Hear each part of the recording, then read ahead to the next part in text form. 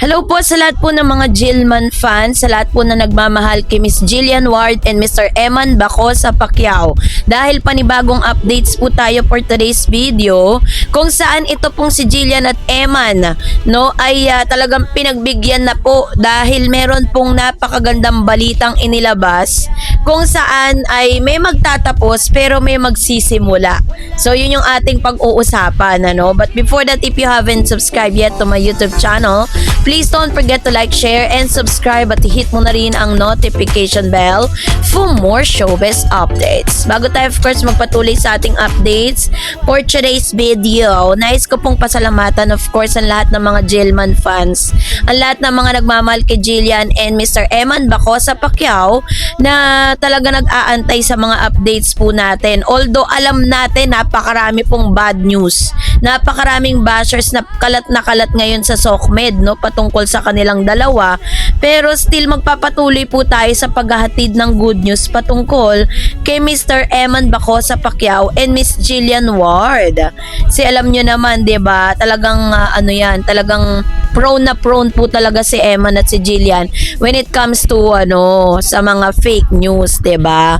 So isa rin sa mga talaga namang gigil yung mga fans kasi may mga nagsasabi na meron daw binago si Mr. Eman Bacosa sa kanya pong Instagram, pero ang alam ko lang naman na binago niya yung JW.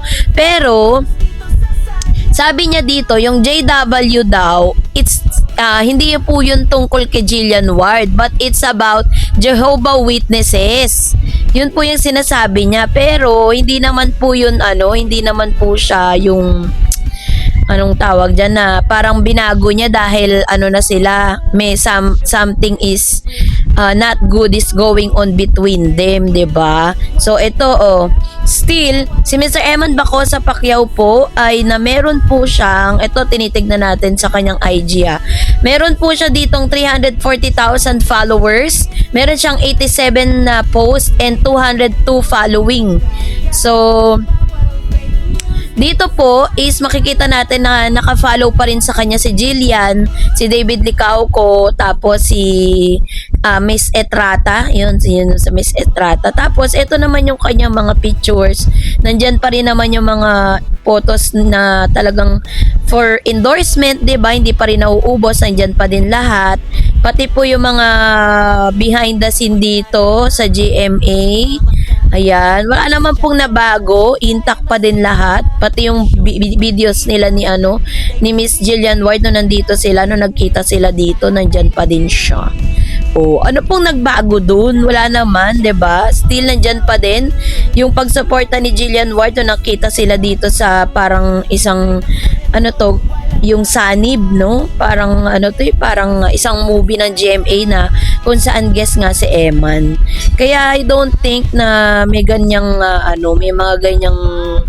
may mga ganyang issue patungkol sa kanya dahil still nanatili pa rin naman na si Eman po ay masasabi natin na mula po nagsama sila ni Miss Jillian Ward, mas lalong tumiba yung kanilang relationship. Kaso nga lang, ang dami po talagang lumalabas ng mga fake news at mga hindi kagandahang balita. Tapos may mga balita pang pinapalabas nila na si Jillian ay parang nakatingin lang siya dun po sa yaman nga daw nitong si Mr. Eman. Well, in fact, kung tutuusin, mas mayaman si Jillian kay Eman kasi si Eman po nagsisimula pa lang siya sa kanyang boxing career. Hindi pa naman talaga siya ganun kabongga yung katulad po ni Mr. Manny Pacquiao nung kanyang tatay. Maaari yung tatay niya mayaman, pero hindi ibig sabihin nun na yung yaman ni Mr. Manny Pacquiao ay yaman na rin ni Mr. Eman. Kasi always remember, si Eman po ay parang anak po siya sa labas, 'di ba? Hindi siya legal talaga na fully na siya po ay anak talaga na buong-buo, 'di ba? Kay Miss Jinky Pacquiao pa rin talaga yung legal.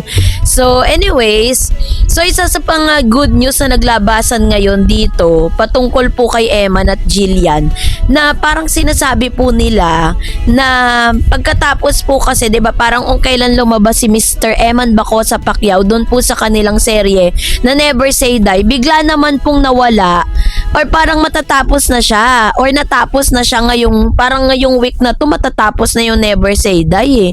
Kung kailan po laging trending yung mga videos nila, behind the scene videos nila ni Eman, at kung kailan lumitaw na si Eman sa serye, bigla naman pong nawala na agad namang ikinagulat ng ilang mga netizen, 'di ba? Parang isipin mo, anyari, 'di ba? Kumbaga isipin natin na bakit ba't biglang i-shutdown na yung serye kung kailan naman sobrang taas ng kanilang rating, kung kailan naman pinag-uusapan sila, kung kailan naman lumabas na si Mr. Eman, tsaka naman ganon. Eto ang good news. Meron pong isang balitang lumabas na kaya pala shutdown or inend na yung story ng Never Say Die dahil magkakaroon ng season 2. Yun. So yun po yung isa sa pinakamagandang news na nasagap natin. 'Di ba? Na magkakaroon po ng season 2 ang Never Say Die kung saan iikot na po yung storya. This time, itong nararamdaman ko, point of view ko lang pagkatapos ng season 2 dahil nakita kasi parang testing the water kasi si Mr. Eman matapos siyang ipasok sa Never Say Die, nakita nila na overwhelmed sila sa naging resulta ng pagpasok ni Eman. So dahil dito, kailangan po nila i-end yung season 1 para umikot ang storya at pagbalik si Eman kay Eman at Jillian na talaga iikot yung storya. 'Di ba? Kasi parang ngayon sa season 1 parang ang story ay umiikot kay Jillian at saka kay David But this time, it's about time para bigyang diin yung karakter ni Jillian at saka ni Eman so Never Say Die season 2. O diba? Masaya yun. Ano kaya mangyayari pagkatapos nito? Basta ang pwede lang natin gawin, supportahan natin yan, ipakita natin sa GMA na marami ang mga Jillman, marami ang mga nagmamahal at sumusuporta kay Jillian Ward at Eman Bacosa Pacquiao, diba?